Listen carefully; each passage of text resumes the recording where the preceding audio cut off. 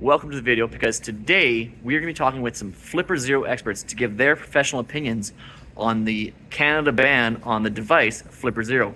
Hope you enjoy. Now, recently it's been in the news where we've got Canada is banning the distribution or the sale of this. We have other nations that are looking at this tool and saying it's no good.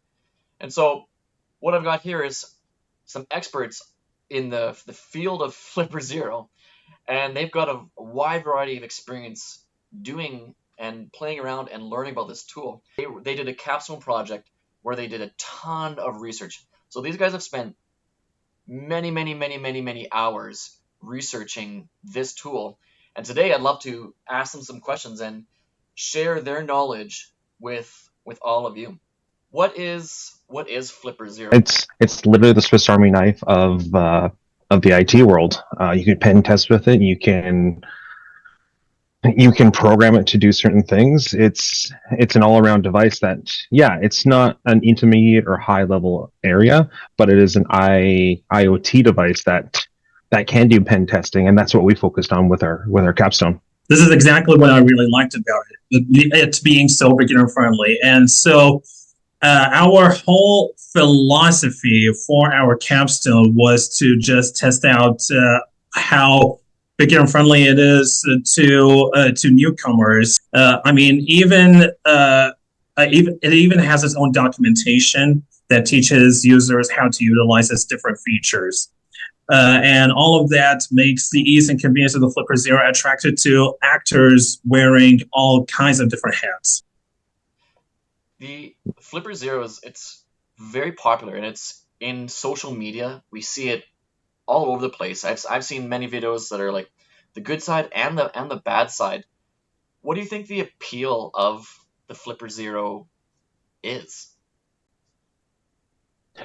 Well, I would think it's more or less it's a device that can do a lot of things, and because it can do a lot of things, people who don't know if they're interested in this field or not, they can play around with it.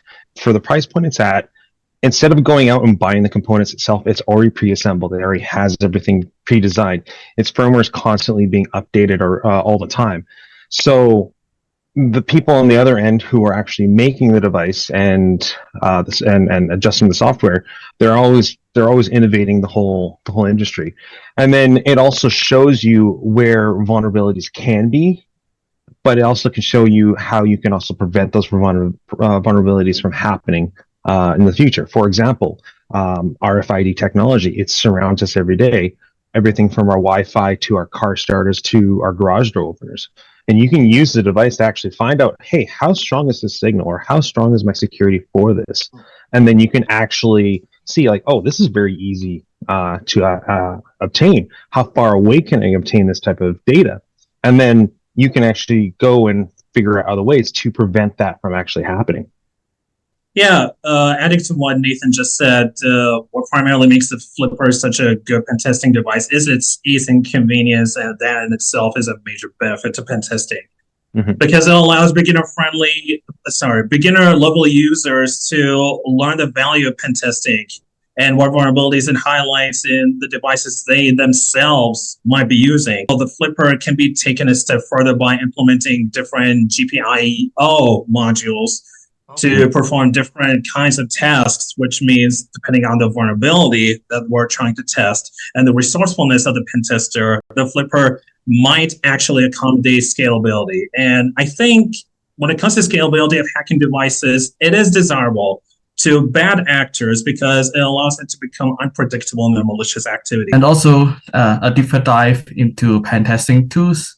So you see pen testers, typically those which are fiddling around with hardware. What they use are actually modules, and they piece that together to build their own tools. And in the case of Flipper0, the software and the hardware is nicely packaged together, and so even beginner-friendly users can just choose the settings in the pre-built menu and then fire it up.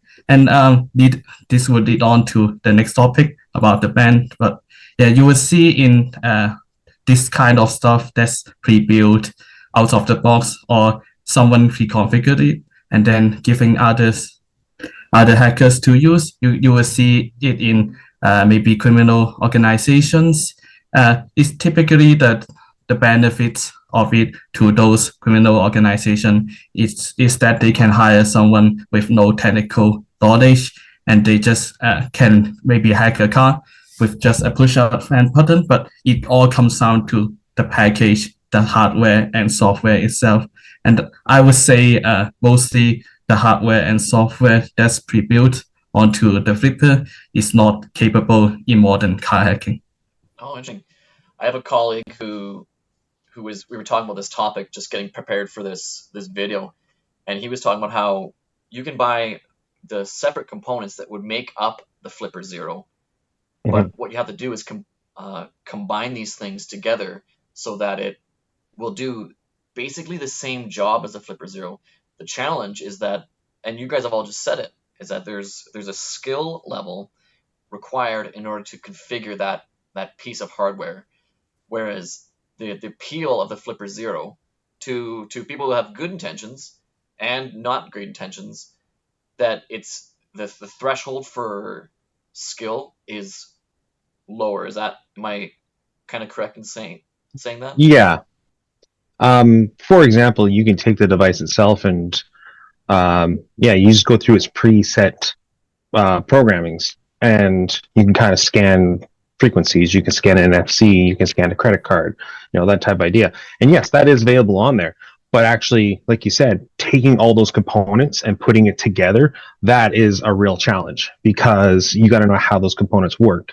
You got to have a knowledge of how the small circuit board works. And then even the power setting of everything, and then programming that as well. That's the next step challenge. So I mean, that's kind of an advanced, intermediate to advanced level that they eliminated just to make it simple for everyone to play into.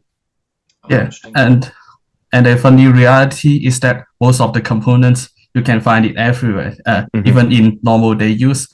The car hacking stuff that is shown all over social media, you can do it with your own laptop and also just one antenna, which you may use for Wi-Fi, and it would do the trick that most likely the Flipper0 is gonna do.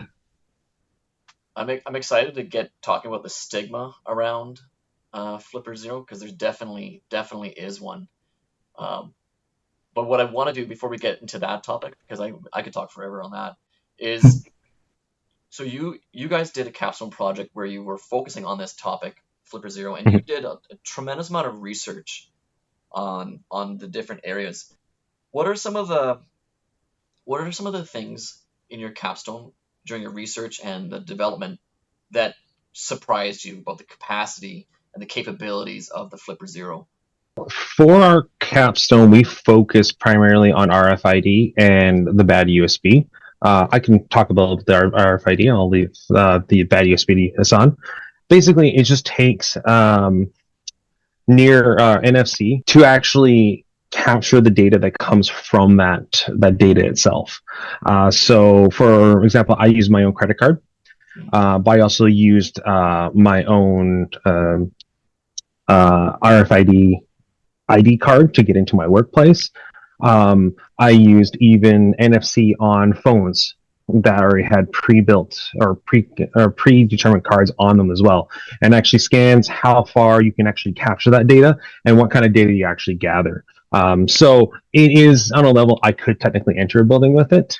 I could technically make purchases with it if I scan the credit card, but not to the degree of I can use it permanently. Have you actually used your Flipper0 when you're going to go pay for something? Yeah, I actually did. So I did it on a couple. Yeah, I did it on a couple events. So the limitation, I will say, I'll start that first, is when you scan a debit or credit card, whether it's through a phone or through the actual card itself, it has a rolling code that comes along with it, and that's along with the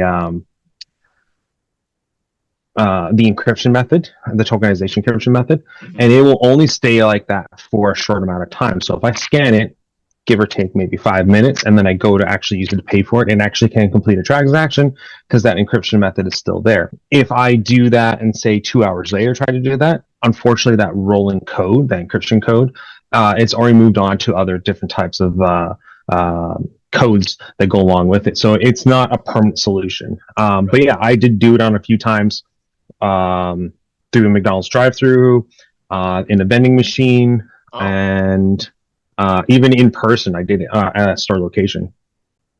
And the threshold for that was probably pretty low. Hey, you just tap the pocket, and then walk over to the vending machine and then pay for it right away. Hey. Yes. Yeah. So I'd imagine in a busy environment like a mall or a college, one could conceivably like acquire somebody's credit card fairly fast. We did do a simulation on it as well, that we could do it in a crowded environment, and it was successful. I've done that both with the group and also on a personal level. Yeah, there you go. That's why that's probably adding to why people are like nervous about this tool. But, But yeah, I think those information are freely available just because of the nature. You have to scan it for your purchases, so yeah, it's easily accessible. It's designed to be that way, but I think in modern day, like Nathan said, there's rolling code and other stuff to make sure that although it's accessible, it's not really a feasible fit for normal hackers to do nefarious stuff. Yeah.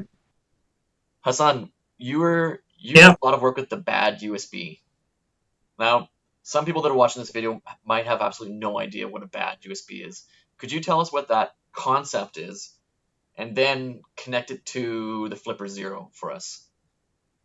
So when I think about bad USB, it's really a script that automates processes within a victim computer to do whatever you want it to do. Be it you go into the victim system and then you send data from within it to some server, or in our case, it was a Discord webhook channel that essentially acts as a hijacking process. So, really, all that there is to a bad USB script is that you are literally telling the computer to simulate some keyboard inputs that would let it do whatever you want it to do. After we archived all of these files, we put them all in one place, and then we sent them all onto this Discord webhook. And it was all completely automated through the bad USB script, which is really amazing in and of itself because it only took less than 2 minutes to execute in its entirety. And of course, it would involve actually plugging in the bad USB device through a USB port, which would mean that if you lock your PC, it should be safe. But in case for some reason you leave it open, that could still happen. There is still that vulnerability right there, which the bad USB highlights. I've been in many server rooms, Hassan, where you get in there and the computer is left on, the monitor is up, and you can see that the current user is logged in. So you're saying that with the right script on that device, one could just plug this thing in, and after 2 minutes will run whatever it is that you've created. Absolutely. Okay. Absolutely. Which is why users should definitely be careful with just even the most minimum basic security implementations or practices that they can muster, such as simply locking the device, because even those minimum practices can do a lot. But could all the stuff that you've done, that bad USB, could it also be done with just a regular USB? Well, it depends on the USB that you're trying to create. But for example, the other day I saw a video where he explained how to create a Robert Ducky bad USB device from scratch using the Pico W. And Honestly, even if you ban the Flipper0 itself, you are not banning the Pico W's anytime soon. So honestly, depending on the resourcefulness of hackers, any bad USB device out there can be used, and any script with enough implementation can be used through those devices. That the realm of being a hacker, we are resourceful people. You can't ban knowledge. With a statement that it's just too early for us to even know if the ban is good or bad for us, if it's even effective. Yeah. At one hand, maybe I think all of us in this field, in the cybersecurity field, is happy that the government body is finally shifting focus into the cyber threats that we are advertising, that we are promoting. But at the other hand, we are not sure if this band, typically devices that can record signals and then replay it, would be even effective right now. Why don't we talk a little bit about this ban that Canada is trying to do on the Flipper0? Now, Jeffrey, you've revealed a little bit about how it's probably not going to do much. What other thoughts do you guys, Hassan, Nathan, on the supposed effectiveness of a ban on the Flipper0 in Canada? Personally, I don't think it's going to do anything at all. Yeah.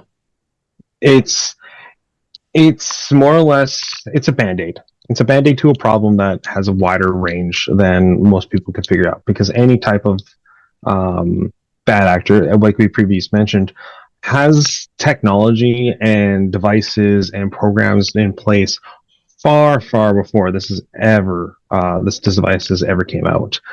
NFC, the near field communication, RFID, that's been in place for many, many years, and people have been exploiting and finding vulnerabilities on it as much as possible to help secure it.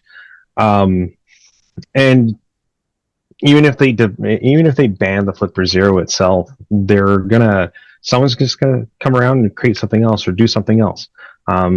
We just throw some examples out there. You have pineapple phones. Yeah. It looks like a phone. It does everything that it looks like. It's a simple device, but it's a very malicious entity. Yes, I could technically do that with a Flipper0. That is very plausible, but that is going to be a more expensive and vulnerable system to put in place and then have it enact on its targets, which I feel is a much more dangerous area. So yeah, definitely just a band-aid for what's going on, almost as a scapegoat, if you will. Nathan, I would even argue that it's worse than a band-aid, because not only it's just taking away the people's right to have awareness of those vulnerabilities, because ultimately the most reliable level of awareness users can get on any subject, and in this case it's the vulnerabilities, it's the awareness that they would provide for themselves using whatever tool granted to them, after which they are, of course, free to share that awareness with everyone else, just like we're doing through this video. Yep. And right now, Canada is unfortunately about to take away one such tool, which, yeah, it's worse than a band-aid. Are there other nations that have done something similar to what Canada is proposing? I believe we had Brazil was one of them. I know the U.S. is thinking about it, but nothing is written in stone just yet. And then there's been a couple European countries that have as well. I don't have that exact details right now, which ones exactly, but there are nations who have gone through and banned like devices like the Flipper0 because of its capabilities. It feels like a premature step to a boogeyman problem that we don't even know is a massive problem yet. We've got other things that are cooking in this planet right now, in the cyberspace, that are pretty big problems. And we've got legislation of federal government focusing on something that is, honestly, I feel like their efforts could be spent on different things.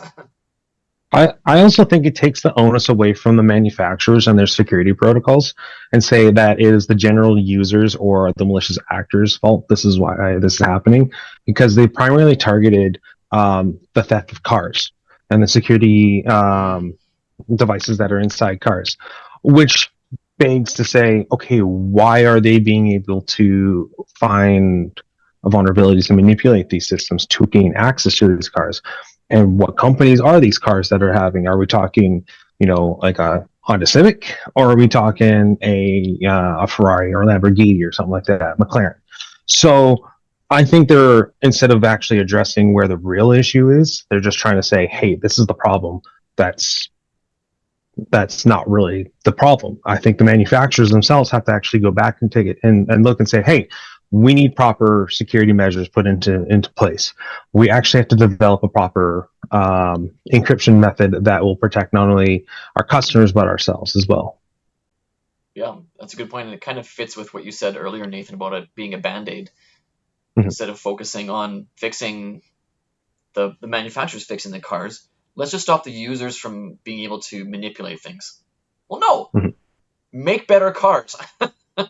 Yeah. Right. Let's go to the source. Let's go to the root of the problem. Yeah, it's interesting. So there's a stigma that has come out. We got social media has a lot of Flipper stuff. I've seen many YouTube shorts where you can see somebody like screwing around with a Flipper and then they're messing around with like a sign at a gas station. I know you've probably seen a few of those. Mm-hmm. What's your opinions on how social media has impacted Flipper0? I think it's I feel social media has expanded on how the environment is and how actually the devices are working, which is great, because you want to expand out to as many people as possible to say, hey, this is out there. These are the cool things. These are the bad things, right? I want you to know both of them and then move on from there. But also the ideology of social media and the internet is that you're going to have I don't want to say malicious, but definitely tricksters. People who want to play around and fool around with things, which is completely fine. A lot of the greatest hackers and software security developers and whatnot on the face of the planet were, can I infiltrate this? I'm going to try. And then either they do get caught or they don't get caught. And then they get a job or they advance the technology from there. So social media is a double-edged sword in my mind. Yeah. You're going to have the good and the bad that go along with it. What a coincidence that you asked how social media has made an impact on the Flipper0, because I just hung out with some family friends of mine maybe a month ago, and one of them asked me, oh, hey, you're in cybersecurity. Do you see this picture of this device? Oh, I see it. It's a Flipper0. And I'm like, oh, well, what do you know? I actually worked on that as my capstone. And they were so interested in it. So in my view, I think social media has, even if you ban the Flipper0 itself, social media itself is not going to ban it. All these videos on YouTube, on TikTok or whatever, they're not going to go away anytime soon. They're not going to stop spreading awareness of what the Flipper0 is capable of and what the vulnerabilities it highlights are out there everywhere. Yeah. And I think cybersecurity in general, we rely heavily on social media. We can get the first-hand information, although it's also important that we pick out the things that may not be true. But in another viewpoint, there are always first-hand source information that we can get from there. We can learn about. I see experts telling others about the new CVE, the new vulnerabilities that they found on social media. Even CVE has a Twitter account as well. So it's just a platform for us to get the latest news. Maybe fake, maybe real. We have to pick it up ourselves, though. Let's not be scared of knives just because they cut skin and cause bleeding. Let's just learn how to use knives properly and safely. Yeah. You know? That's a good analogy. I like that. Let's switch gears a little bit. How can a security professional use this tool for good?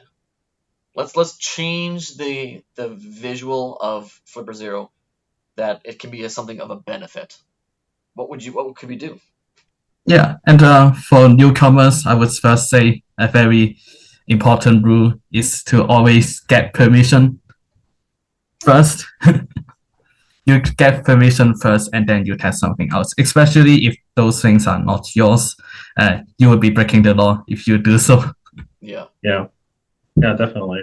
Like for example, when it came to the bad USB testing in our project, I actually used an old PC of mine, and it was just my own property, and so it was a safe testing environment. So yeah, definitely do get the proper and safe testing environment first for it. I use the Flipper0 as my actual universal device, not just a hacking tool, if you will. I use it to turn on my TV. I use it to control the temperature in my house. I use it to open up my garage door. Right? It's an all-around universal tool that I use on a day-to-day basis. And then going into that as well, you can use it as long as you get permission from whoever you're going to be using it on. It can be used as a basic level entry pen testing tool. I've used it a few times on a few tech jobs that I've had where I've been asked to just say, hey, can you get into this veterinary clinic very easily? And I've used it for that. So it's a very valuable tool that we can use in day-to-day business and also in personal life. I don't think people, like the general population and what they put on social media, shows what actually goes into some of those antics and those events. Like Jeffrey said, like you have a laptop here and a guy holding two antennas over here, and you're doing all this. Pop culture says we can compact all that into the small little device that could do everything. Watch Dogs was a good concept of a game where you walked around and hacked the world through a cell phone. But realistically, you have to have a mobile device. You have to have antennas. You have to have almost a full minivan of components that can do some of these higher end things, especially stealing cars. You have to, and it takes time. It takes time to roll through all those codes to find that proper code that will actually unlock the car. It takes time to go through all of your programs to say, hey, which program is going to be able to do what I want it to do. And I think that's a premise that has to be educated to everyone, that the Flipper's not going to have all those things in there. It has a finite amount of resources and data to do stuff like that. Unless it's already been pre-registered as something that can do that, it's very hard for it to just do it on the fly. Just snap your fingers and I've got full access to everything. I've got a question for you guys here. If you had like a crystal ball or some kind of like tool that can see into the future here, what do you think in 10 years time the cyberspace world's going to be like, specifically thinking about the Flipper0 and things like it? 10 years from now, what's the world cyberspace specifically going to be like? I think it's going to be a lot more interconnected. We're probably going to have rudimentary cyborg style technology. We have the Neuralink. So now you have a device that can actually be manipulated by the mind, and also most likely going to be manipulated by environments around it. You're going to have probably a lot more interferences as well, because you're going to have a lot more frequencies that are going out. Yeah. So I think it's going to be a little more fluid. It's not going to be as fluid as, say, like Cyberpunk or Blade Runner or Ghost in the Shell type Man. world. But it's getting there. We're slowly getting there. Okay. Cybernetics technology is becoming the new cyberspace, and that cyberspace is going to be everywhere. Japan's already on that front there. The whole world's connected to their whole world is connected on Wi-Fi alone. The whole nation. Yeah, and also have you guys seen the AI boom this week? So the Sora generative AI. I'm looking at the videos generated, the video to video, the text to video stuff. It's like very real, and I've now got myself like figuring out if the videos online are real or not, because you can see like maybe transform this video of a car driving in a road and turn it into something like in the 80s, and it just looks like a very well animated or maybe a real life video. And I think the trend is that we cybersecurity personnel are gonna have to look into the AI spectrum as well and learn about the different things that we have to secure or maybe have to learn about to analyze. Yeah. And also I see the Google lightweight Gamma, Germany, the lightweight version is Gamma. They just released it, and AI researchers can use it. It's open source, and many researchers are starting to train their own Gamma, so the lightweight Google AI as well. So that's interesting. So we may have a lot of new solutions to data analytical stuff, and I think we have to, as security experts, we have to look into that as well, because I know a lot of person that works with data analytics as well in our field. Thank you so much, guys, for your insights. I've actually learned a ton today. You've affirmed some of the beliefs that I already have about Flipper0, but you've also exposed me to some areas of cyberspace that I wasn't totally aware of, and now I feel more knowledgeable on it. So thank you so much for that. And if you look in the description, I've actually got the LinkedIn connection for these three folks here. Go ahead and reach out to them. They are a wealth of knowledge. And we're gonna sign off and see you later.